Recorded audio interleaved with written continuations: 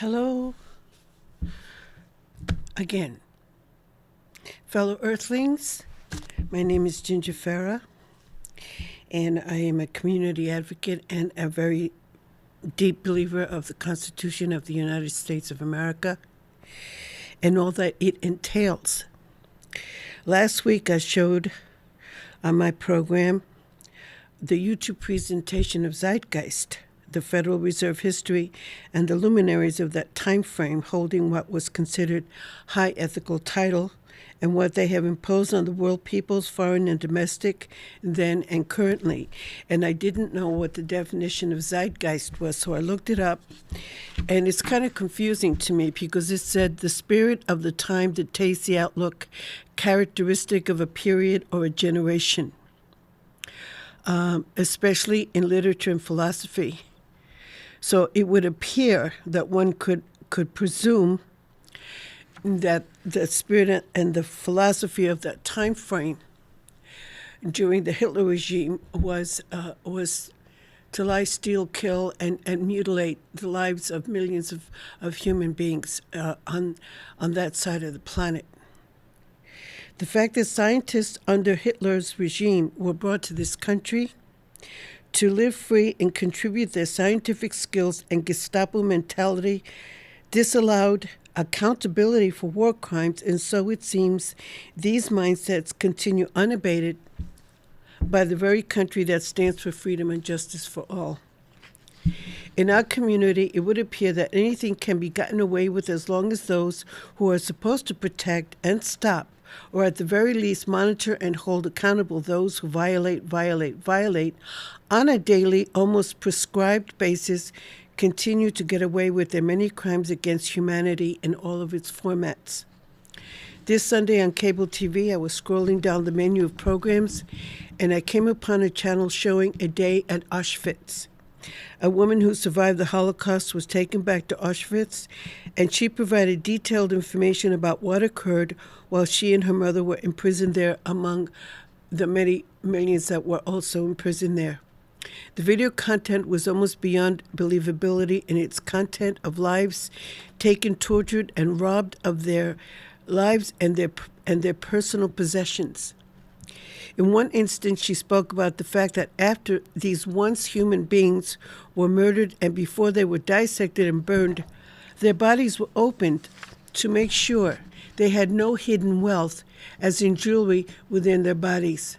The depth of this depravity and total disregard for the humanity they destroyed so ruthlessly and callously begs the question, why? The obvious answers are greed and racism. Why has our own allegedly free country been complicit for decades with the horror of the Second World War, the funding of Hitler's regime, and all of the other crimes against humanity worldwide? Why has it been allowed to go on without accountability on a grand scale? Why is it that because a man or a woman holds an honorable title and dresses well, that this is the only perceived yardstick by which their transgressions are ignored and allowed? One answer comes to mind immediately. They are in a network that appears to circle this planet like the equator marks the boundaries of the center of the earth. Consider, if you will, the pledges of an aspiring fraternity member who was taken to a secret level of a fraternity to be introduced to the power they could become a part of if they want to be a member of this cesspool of polluted thinkers. Integrity being the price paid for becoming or being accepted into these think tanks of future participants of industry, medicine, scientists, inventors, political leaders, military and police officialdoms, etc. In addition, consider why hazing is allowed. What if among the student body of a college there are truly gifted men and women who may become a threat to the status quo if they are allowed to graduate? Future competition who cannot be bought, bartered, or bullied into submission. To dispose of by the brutal hazing methods condoned by these higher learning establishments. This too could be easily construed as heinous cruel and unusual punishment and violation of a student's human rights, and yet year after year, colleges, universities, sports, and other related learning institutes cover up and condone these brutalities on aspiring students. Where is it written that any one individual or group has the right to expect another human being to be assaulted or otherwise humiliated or hurt to prove to those imposing these acts in order to be accepted into their fold? Why would any logical thinking individual allow themselves to have to put up with the demands of someone they barely know and who would stoop to violating their rights as a fellow human being in the first place? What makes them so extra special that one has to allow themselves to be degraded and even endangering their very lives to satisfy the demand of someone they do not know and should not trust in the first place? Think about it. How could anyone trust someone else who is willing to impose the degrading, life-threatening, illegal, sometimes humiliating, hazing processes fraternities and sororities have been getting away with for decades? Some of these learning institutes should award students who survive these processes a diploma or certificate to attest to their humiliations and their survival of them. In the workplace, one employee decides that he or she does not like or want to work with another because he or she does not meet their standards of acceptability, racially speaking.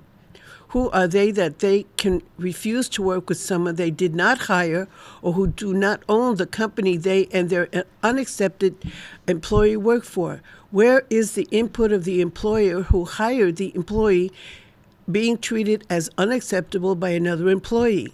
Why would they allow these unconstitutional processes to be exercised in their company or office in the first place? What makes a racist employee more valuable than the rule of law? In almost any human scenario where more than one person works or lives, there is the possibility of someone else not caring for, liking, or accepting the other. So where does it stop? Where are the rules, regulations, statutes, constitutionality, referenced rules of rights and wrongs in an allegedly free country and community which do not appear to have legal standing or expected protection from these violations and or violators? Our rules of law are much like an ignored set of stop signs at an intersection. The rule is there, but if one or more cars decides to ignore the sign and drives on through, what can happen happens, or nearly happens, because one of these drivers appears to think they do not have to follow the sign and nearly causes a crash, almost as if they are above the expected accountability that lends itself to any violation they wish to impose on one or more individuals. Same with tailgaters. Talk about criminal enterprise running amok among the honorably titled. Getting away with these crimes has a very long human and inhumane history. If I had a business with more than one staff member, any one of my employees would have to be made aware that if they violate the rules on the job, no matter what their personal and racial opinions might be, they could lose their jobs. Racism is one of the leading reasons why many good, hardworking members of the world community lose their jobs, and most employers allow it to happen with no remedy or justice to be had, no accountability. So why then is it that these violations hold no concern for the men and women of this community and for the long-term frauds perpetrated by one of their own, affecting the solvency and seemingly unprotected programs of the city, state, and country? When any one human being whose rights have been sundered and has to live with the fallout receives an education not known or experienced at that level of their lives, and the unanswered questions remain unresolved. No fair solutions. It is an unwanted education factor. There are no diplomas for this kind of education. Only unconstitutionality en masse. You have heard me speak for a long time about Monsanto, previously known as Searle, and the history of the lifting of the ban of aspartame, also known as phenylene, a deadly chemically generated sugar substitute which contributes to the death and suffering of millions of human beings all over this planet. Well, guess what? Monsanto has this website that you would think it was Disneyland, because they provide on air in sparkling manner to discuss or make remarks about the concerns of their poisonous food products. It is www.discover.monsanto.com. In their advertising, they make it look as if they are manufacturing safe eating products and or using safe growing seeds for future consumption and safe soil care. I went to that website and asked the question, how were they able to get away with lifting the ban on this deadly poisonous product, and why was it allowed when it had been banned for obvious reasons before Donald Rumsfeld came into the picture as CEO of Searle and former Secretary of State during the first morning of the Reagan administration. How does a man like Donald Rumsfeld wield that kind of power to impose on humanity a product proven deadly and banned by our own FDA until he came along to lift the ban and impose it on the world at large, with no accountability for having contributed to the death and suffering of humankind from cradle to grave? The FDA is no longer a trustworthy department within our government. Time and again, they have proven to fail to protect the people of the world from the predatory poisons and violations of those who manufacture and distribute deadly, crippling products for human consumption or use as in hip replacement parts or other prosthetic devices, causing further pain and discomfort to and by those who trusted their medical caregivers to provide a safe product to introduce into their bodies. All one has to do, most especially on Channel 267, the game show channel, to see the endless advertisements by lawyers who represent the victims of medical malpractice and other related medical errors of poorly constructed prosthetic implants or prescription medications. Should he, Donald Rumsfeld, who, by the way, received $12 million as a bonus when he sold his company to Monsanto, Michael Taylor, and the long list of accessories to these crimes against humanity, be held accountable in the court of law, in the court of public opinion, and made to pay for their crimes? Well, one can only hope. But surely this is like wishing for a winning lottery ticket. One plays and plays and plays but never wins, yet they play and continue to win by not being held accountable for their crimes. Man's inhumanity to man is alive and thriving in each and every community worldwide. The only difference for Americans is we the people still believe in our Constitution and what it is supposed to stand for and be protected by. But it would appear that people like Mayor Ted Gatzis, some senators and congressmen and women in the state of New Hampshire do not believe we the people have a right to the protective mechanisms they are supposed to represent and enforce. Protecting their cronies appears to be the only name of the game. So many of the people who live in the city of Manchester and the state of New Hampshire will continue to have their rights spindled and mutilated by the callous demonstrated indifference of some of our alleged perpetrators who hold title and ignore the much-needed remedies by those who have consistently and unendingly violated the rule of law on many levels and on many of the citizens of this community, who it would appear continue to choose to do nothing ethical about the rampant and high level of violations imposed on many of this city's residents and citizens on a seemingly non-ending daily basis. Against begs the question, why? What is the agenda behind these ignored needs of remedy? What kind of perceived behind closed doors thought processes are ongoing with regard to perceived alliances with cronies who have a perceived completely unconstitutional agenda in play to continue to impose on many of the hardworking, decent people of this community? Why? That is the perception. Now, Monsanto's Roundup enough to make you sick.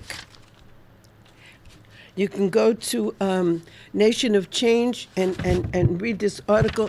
These are some of the medical conditions that Monsanto's seeds and products have aggravated in the human system all over the planet. ADHD, Alzheimer's disease, I'm not sure if I'm pronouncing this right, but it is a birth defect, anencephaly, autism, birth defects.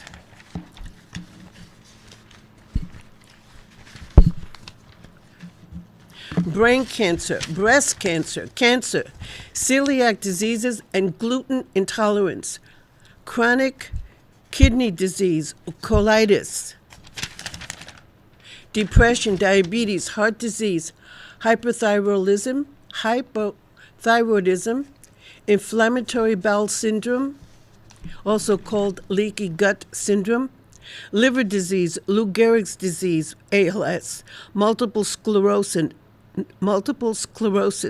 non-Hodgkin lymphoma, Parkinson's disease, pregnancy problems, infertility, miscarriages, stillbirths, obesity, reproductive problems, respiratory illnesses.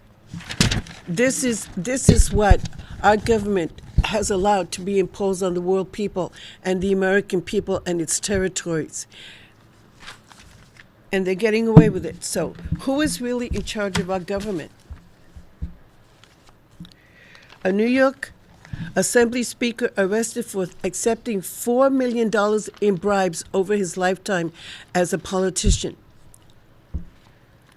The FBI arrested New York Assembly Speaker Sheldon Silver on Thursday, charging him with multiple counts of conspiracy, fraud, and extortion.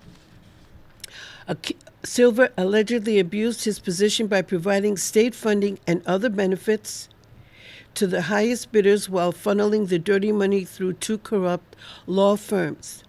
$4 million in bribes and kickbacks after Silver convinced Governor Andrew Cuomo to terminate the commission investigating his illegal activities. A lobbyist and close friend of Silver decided to cooperate with the Justice Department by testifying against him. He was elected to the New York State Assembly in 1976. He was Speaker since February of 1994. By soliciting and obtaining client referrals worth millions of dollars in exchange for official favors. Silver allegedly abused his power over the real estate industry and healthcare funding instead of reporting the bribes. Silver attempted to disguise the money as legitimate income earned from his work at two law firms accused of laundering his kickbacks, steering real estate developers with business before the state legislature to a law firm run by a co-conspirator, $700,000 in kickbacks. In a separate scheme, he was awarded $500,000 in state grants to University Research Center of a physician who referred asbestos patients to personal injury law firms where Silver had worked for over a decade. It just goes on and on and on. And this is the repetitive echo of political chicanery and legal representatives of the rule of law working in conjunction with each other to cover up for each other by making up these dummy companies and keeping those selected cronyism networks selective by doing each other favors. And that is part of the viewpoint right here in Manchester, New Hampshire, that Mayor Gatzis has certain affiliations that pertain to real estate and other businesses that is a very tight-knit, behind-the-door closed network of cronies. And that's why nothing gets done in this city, because they have a stranglehold on the businesses that can or cannot come here, that cannot grow here. The limitations are exactly that, limitations. He's going to jail for 999 years, according to this, 99 years to 100 years. He faces a maximum penalty of 100 years in prison. And I bet you from the looks on his face, he could care less.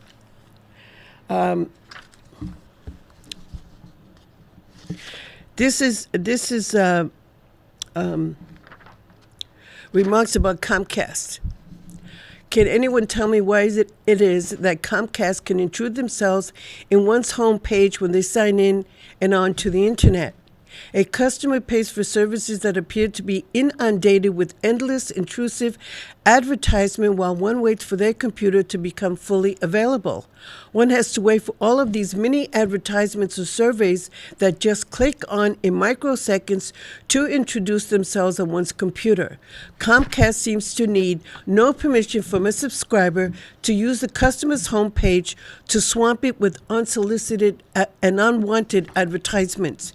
It also appears that when a customer uses a particular website to order an item such as vitamins or a collector piece from the internet, the very next time one uses their computer, up comes advertisement from those websites previously accessed, right across the screen or in a corner left or right thereof. So how private is the Comcast internet services? How private are the contacts one makes while operating their computer? It appears to be a carte blanche kind of process where Comcast can intrude themselves on your screen without your permission and imposing their advertisements en masse to a subscriber whether they ask for it or not. It is time-consuming and annoying to have to wait until all of these unsolicited advertisements complete themselves before one can access their own Comcast email or any other contact they are trying to make online. The union leader online does the same thing. One gets to their main page and all of a sudden a drop-down begins showing an advertisement that one cannot click off without clicking out of their website address. It is like being held hostage and forced to put up with these intrusive and again unsolicited advertisements in order to access a particular website on one's own homepage online. Boo on that many times. Boo on that.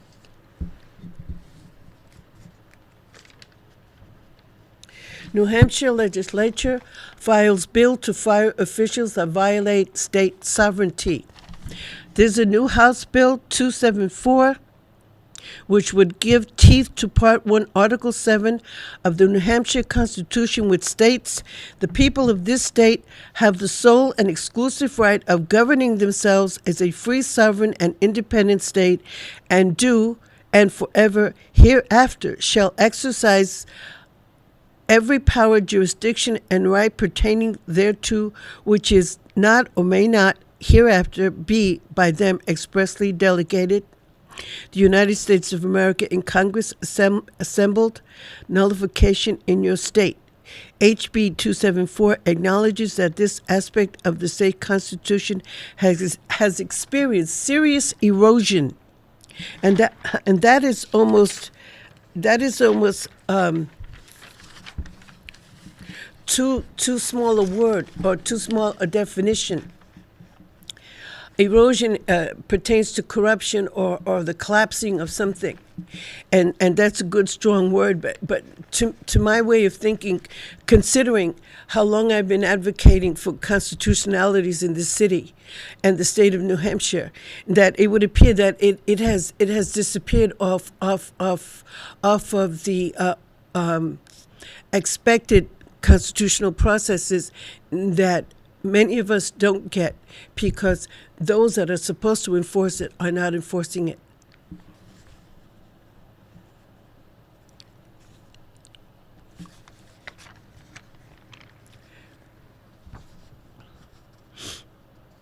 The people of the state have the sole and exclusive right of governing themselves as a free, sovereign, and independent state, and do and forever hereafter shall exercise and enjoy every power, jurisdiction, and right pertaining thereto, which is not or may not thereafter be by them expressly delegated to the United States of America in Congress assembled.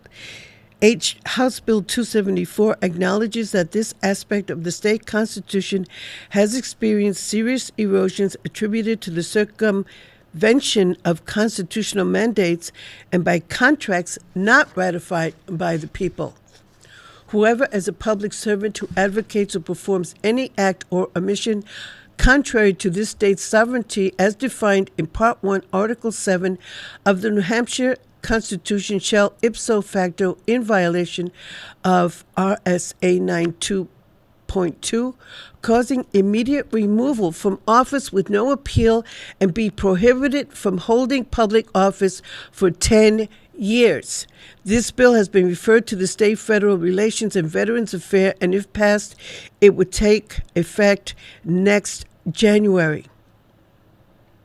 The bill would make it clear to elected officials that there are consequences when they violate not only the sovereignty of their constituents, but the U.S. Constitution they swore to uphold under oath.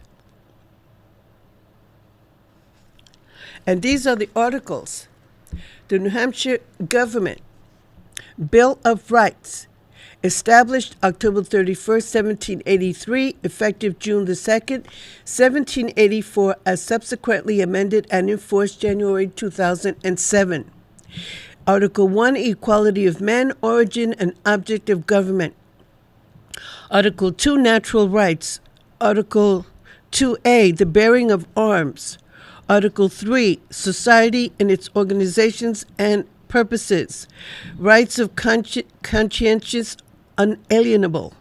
Among the natural rights, some are in their very nature unalienable because no equivalent can be given or received for them. Of this kind are the rights of conscience. Religious freedoms recognized, as long as they're not filled with pedophile clergy. Morality and piety. This is Article 6. Article 7, state sovereignty. Article 8, accountability of magistrates and officers, public rights to know. Article 9, no hereditary office or place whatsoever in government shall be hereditary. The abilities and integrity requisite in all, not being transferable to posterity or relations. And too bad they didn't put in there and cronies. Article 10, right of revolution. Article 11, elections and elective franchises. Article 12, protection and taxation reciprocal. Article 12A, power to take property limited. Article 13, conscientious objectors not compelled to bear arms. Article 14, legal remedies to be free, complete, and prompt. Article 15, right of accused. Something that happens to many of us, including me, by my former employer's employee and her racist attitude that got me fired, and also denied me my valid workers' compensation claim. And I will keep repeating that until somebody in government at Concord decides to look into how these processes are done by the cronyism network in the insurance industry that can get away with imposing their irresponsibility on you, the American taxpayer. Because once you are denied, you have to fall into the systems of different programs that were set up for humanitarian reasons and have been abused repeatedly since recorded time, since modern recorded time.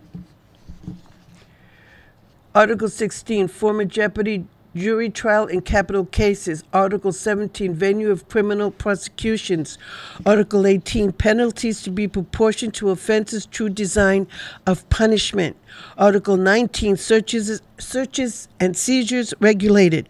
Article 20, jury trial in civil causes. Article 21, jurors' compensation. Article 22, free speech, liberty of the press. It is free speech and liberty of the press are essential to the security of freedom in a state. They are therefore to be inviolably preserved. And that's why I sit here every week, every single week, addressing these concerns. And nobody wants to fix it at the higher level of our government, at the State House in Concord. But I'm still working on that.